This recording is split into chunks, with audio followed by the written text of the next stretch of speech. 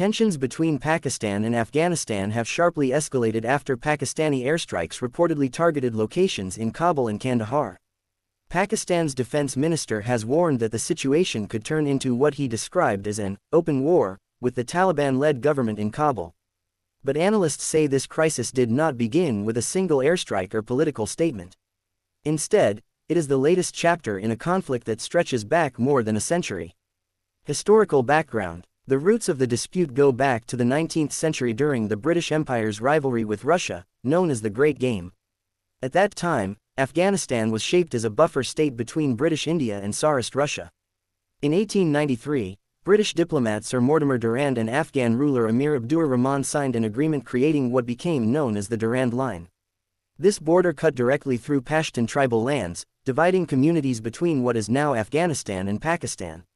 For the British, it was simply a frontier line. But for many Afghans, it was never meant to become a permanent international border. The 1947 turning point.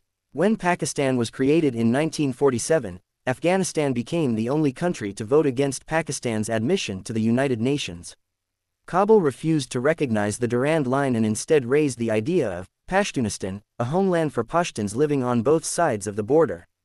For Pakistan, already facing tensions with India, this created a deep trust deficit that has shaped relations ever since. The Cold War and militant networks. During the Soviet invasion of Afghanistan in the 1980s, Pakistan became the main base for Afghan resistance fighters, known as the Mujahideen, backed by the United States and Saudi Arabia. Pakistan's military believed supporting these fighters would give it strategic depth against India by ensuring a friendly government in Kabul. This strategy later helped bring the Taliban to power in the 1990s. However, the militant networks created during that time eventually produced a new threat, Tehreek-e-Taliban Pakistan, or TTP. The TTP threat. By the late 2000s, the TTP was carrying out deadly attacks across Pakistan, targeting schools, mosques, military bases, markets, and police stations. Today, security analysts estimate that the TTP and allied groups have tens of thousands of fighters operating along the Afghanistan-Pakistan border. For Islamabad, these groups now represent one of the country's biggest security threats. Afghan Taliban returned to power.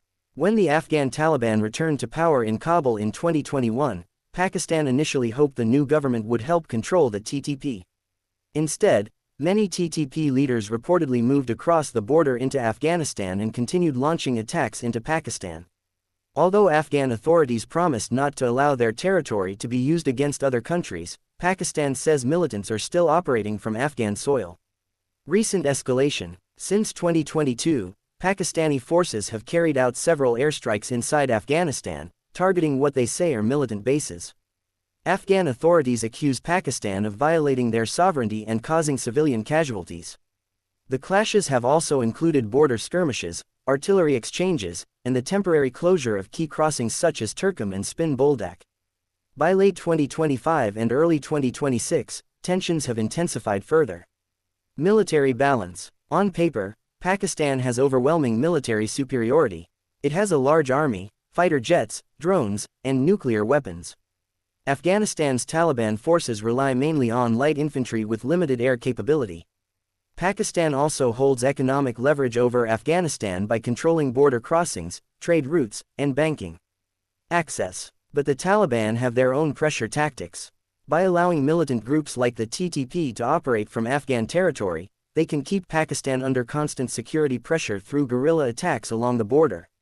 Regional implications. The conflict also has wider regional implications. India is closely watching the situation, as tensions on Pakistan's western border could weaken Islamabad strategically. China is concerned about instability threatening the China-Pakistan economic corridor and its investments in the region. Russia and the United States also worry that prolonged instability could allow extremist groups to regroup.